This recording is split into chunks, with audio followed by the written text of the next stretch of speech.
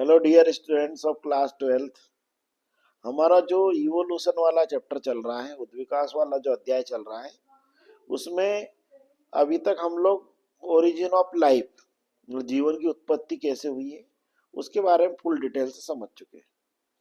अब हम लोग, कल मैंने आपको बताया था कि इवोल्यूशन कैसे हुआ, मतलब उद्विकास कैसे हुआ, क्योंकि जब हुआ होगा तब तो कोई व्यक्ति था नहीं उस समय, तो उसके साइंटिस्ट लोगों ने बायोलॉजी की अलग अलग ब्रांच से, मतलब जीव विज्ञान की जो अलग अलग शाखाएं हैं, उन अलग अलग शाखाओं से उसके प्रमाण जुटाए, मतलब उन्होंने उसके एविडेंस लिए। ठीक है ना। उन एविडेंस के बेसिस पर उन्होंने बताया कि how the process of evolution आकर, मतलब कैसे उद्विकास की प्रक्रिया हुई होगी। ठीक है ना। और कैसे अलग अलग ग्रुप ऑफ ऑर्गेनिजम्स के अंदर, मतलब अलग अलग जीवधारियों के अंदर इवोल्यूशन हुआ होगा, उनके ऑर्गन्स के अंदर, उनकी स्ट्रक्चर में, उनकी मार्फोलॉजी में, उनकी एनाटॉमी में। ठीक है ना। तो ये जो साक्ष्य जुटाए गए, जो एविडेंस लिए गए, वो बायोलॉजी की अलग अलग ब्रांच से लिए गए। उनमें जो फेमस जो है आपके 7 अलग अलग ब्रांच के एविडेंस अपने सिलेबस में दे रखे। उनमें पहला है आपका evidence from morphology and anatomy, मतलब आकारिकी और शारीरिकी से प्रमाण, मतलब evidence from morphology and anatomy. फिर उसके बाद है आपका मार्फोलो एविडेंस फ्रॉम पेलियंटोलॉजी है, मतलब जीवाश्म से प्रमाण है। फिर आपके जेनेटिक्स से है, फिर आपका एम्ब्रोलॉजी से है, फिर उसके बाद बायोकेमिस्ट्री से है, फिर उसके बाद फिजियोलॉजिकल प्रोसेस से है। इस टाइप से अलग अलग ब्रांचेस से साइंटिस्ट लोगों ने इसके प्रमाण या एविडेंस जुटाए। तो आज हमारा जो कॉन्सेप्ट है, जो कि बेहद ही इंपॉर्टेंट कॉन्सेप्ट है, और इस ब्रांच से जो एविडेंस लिए, इससे रिलेटेड एग्जामिनेशन के अंदर क्वेश्चन बहुत पूछे जाते हैं, और वो कॉन्सेप्ट है हमारा आज evidence from morphology and anatomy, मतलब आकारिकी और शारीरिकी से प्रमाण। इसके बारे में आज हम लोग डिटेल से स्टडी करेंगे, और इसमें ये देखेंगे इससे क्या क्वेश्चन एग्जामिनेशन के अंदर पूछे जा सकते हैं। तो ये जो पहले तो आपको दोनों ब्रांच का मतलब पता होना चाहिए कि मार्फोलॉजी और एनाटॉमी का मीनिंग क्या होता है। मार्फोलॉजी का मतलब ये होता है आकारिकी, हिंदी में बोलते हैं इसको।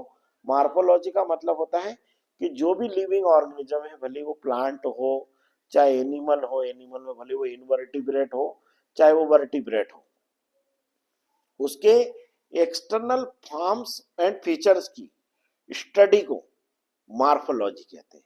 मतलब किसी जीवधारी की बाह्य आकारिकी का अध्ययन आकारिकी या मार्फोलॉजी कहलाता है। फिर उसके बाद इंटरनल स्ट्रक्चर की स्टडी, मतलब the study of internal structure is called anatomy, मतलब आंतरिक संरचना का जो अध्ययन है वो एनाटॉमी कहलाता है।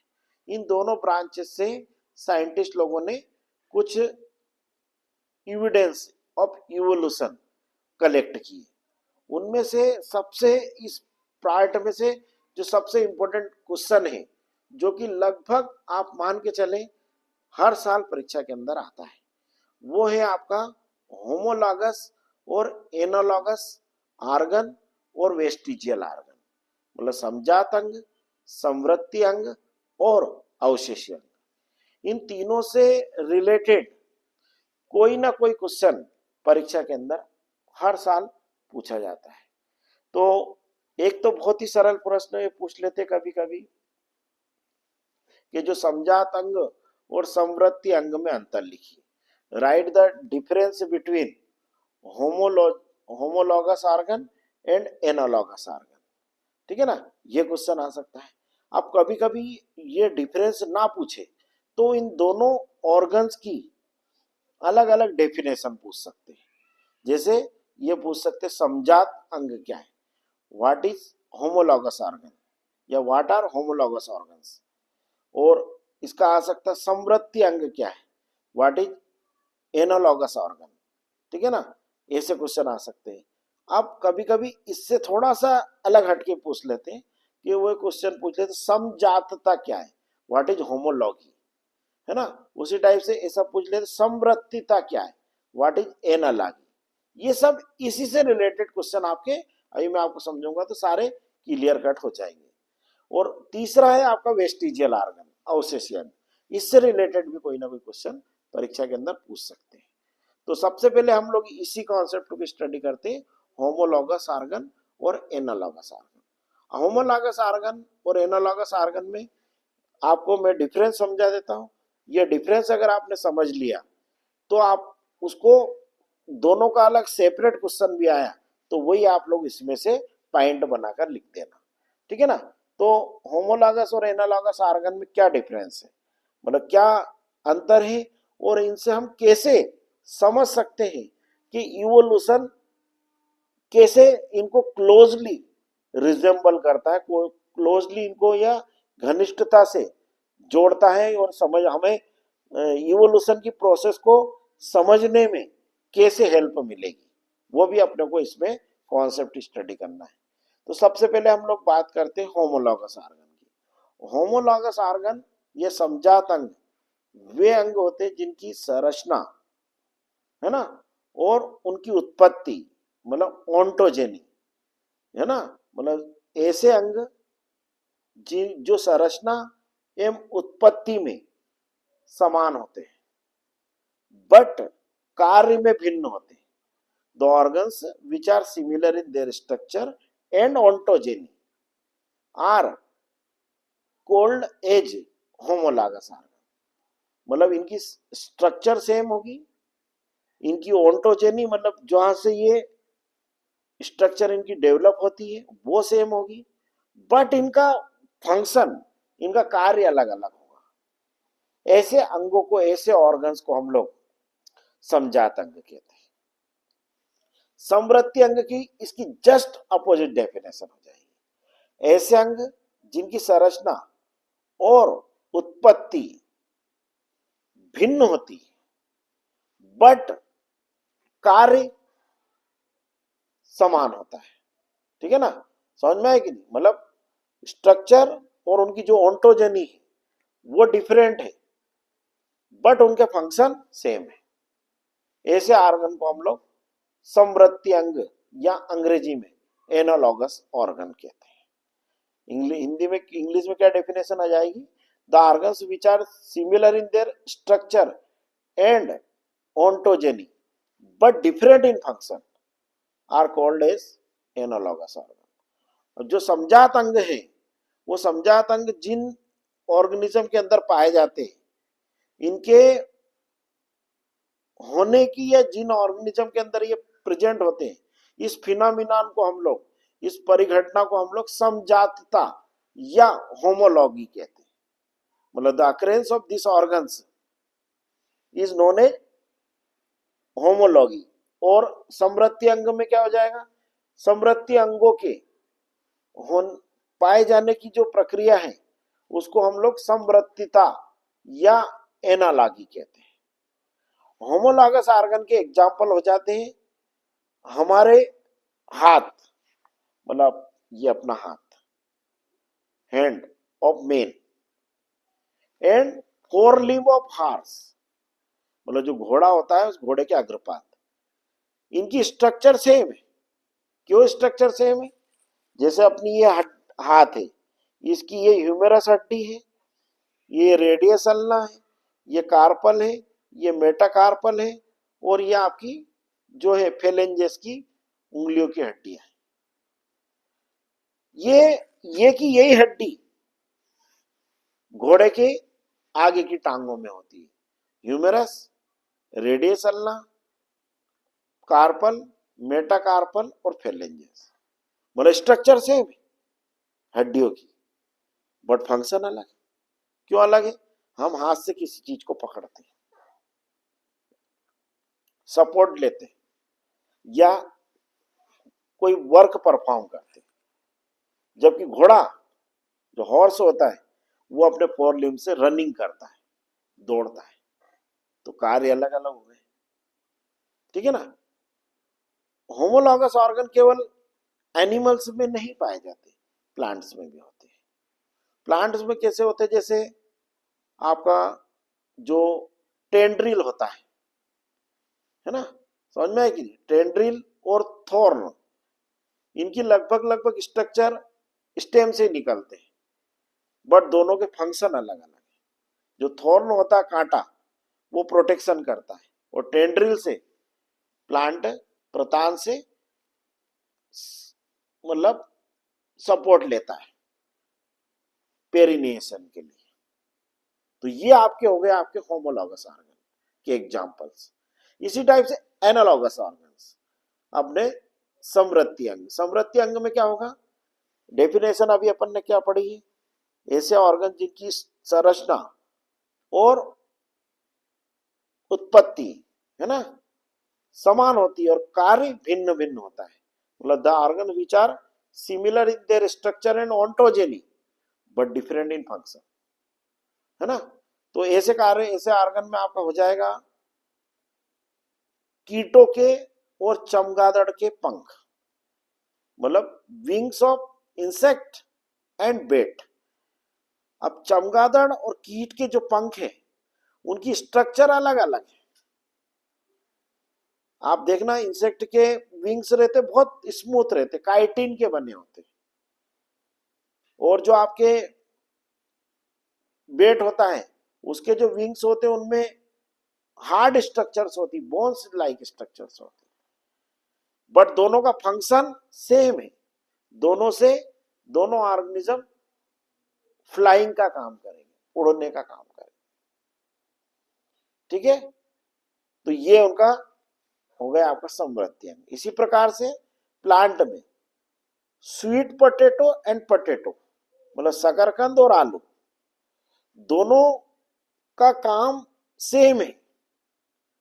दोनों का काम सेम क्या है कि दोनों के द्वारा फूड स्टोरेज होती है, दोनों में भोजन का संग्रहण होता है, बट दोनों की स्ट्रक्चर अलग अलग है। स्ट्रक्चर कैसी अलग अलग है कि जो आपका स्वीट पोटैटो है, जो शकरकंद है, वो अपस्थानिक जड़ है, मतलब इट इज एडवेंटिटियस रूट, और जो आपका पोटैटो है ये आपका रूपांतरित तना है, मॉडिफाइड स्टेम है। तो ये आपके एग्जाम्पल हो जाएंगे काय में, एनालॉगस ऑर्गन के, समवर्ती अंग के, ठीक है ना। तो समवर्ती अंग की क्या हो जाएगी डेफिनेशन, वे अंग जिनकी संरचना और उत्पत्ति भिन्न होती है बट कार्य समान होता है, मतलब origin and structure is different but function is same, are called analogous organ. और इसके जस्ट उल्टे होमोलॉगस ऑर्गन, जिनकी संरचना और उत्पत्ति समान होती है बट कार्य भिन्न होता है, ठीक है ना। और होमोलॉगस ऑर्गन का होना समजातता या होमोलॉगी, और एनालॉगस ऑर्गन का प्रेजेंट होना समवर्तीता या एनालॉगी। तो ये आपको क्या बात शो कर रहे हैं, ये हमें कंप्लीट इवोल्यूशन की प्रोसेस को समझने में हेल्प कर रहे। कैसे कि हॉर्स का इवोल्यूशन जो हुआ वो हमारे साथ ही हुआ, मतलब मनुष्य का जब उद्विकास हुआ था उसी समय घोड़े का उद्विकास हुआ। आपको जानकर आश्चर्य होगा, जो घोड़ा है उसकी जो हाइट थी, जो प्रिमिटिव हॉर्स था, वो बहुत ही छोटा था, वो कम से कम मतलब उसकी डॉग लाइक हाइट थी, और आज का जो मॉडर्न हॉर्स है लगभग 4 फीट लंबा होता है। तो ये इसी टाइप से अपन भी पहले कैसे चलते थे, 4 लिम्ब से चलते थे, फिर जब अपना इरेक्ट पोस्चर हो गया तो अपन ने आगे 4 लिम्ब को काय के रूप में यूज करने लगे, हैंड्स के रूप में, हाथों के रूप में। तो ये भी आपने को याद होना चाहिए। उसी प्रकार से होते वेस्टिजियल ऑर्गन, अवशेषीय। तो ये वेस्ट आपका होमोलॉगस और एनालॉगस वाला ऑर्गन वाला क्वेश्चन कंप्लीट हो गया। एनालॉगस सॉरी, अब कौन सा, अवशेषीय अंग मतलब वेस्टिजियल ऑर्गन। अवशेषीय अंग क्या होते हैं, ऐसे अंग होते हैं जो हमारे शरीर के अंदर उपस्थित है बट क्रियाविहीन है, और हमारे पूर्वजों में ये क्रियाशील थे।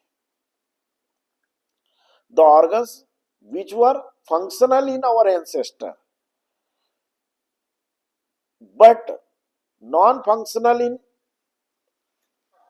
our body and they still present in our body. Such organs are called vestigial organ, और हिंदी में इनको अवशेषी अंग कहते हैं। ऐसे अंग जो हमारे पूर्वजों के अंदर क्रियाशील थे और हमारे अंदर क्रियाविहीन है, मतलब फंक्शन लेस है, उनका कोई काम नहीं हमारी बॉडी के अंदर, ऐसे अंगों को हम लोग अवशेषी अंग या वेस्टिजियल ऑर्गन कहते हैं। हमारी बॉडी के अंदर बहुत सारे वेस्टिजियल ऑर्गन है, जैसे अकलदाढ़, विजडम टीथ। अब इसका कोई यूज नहीं हमारी बॉडी के अंदर, है ना? क्यों नहीं है? क्योंकि हमारी फीडिंग हैबिट अब चेंज हो गई। उसी टाइप से ईयर पिन्ना, इसका भी कोई फंक्शन नहीं, है ना? Memory gland in male, vermiform appendix, है ना? प्लीका सेमिनुलरिस हमारी आंखों में होता है, ठीक है ना? कोकिक्स जिसको हम लोग टेल बोन कहते हैं, ये हमारी बॉडी के वेस्टिजियल ऑर्गन है जो आज भी हमारे शरीर के अंदर मौजूद है।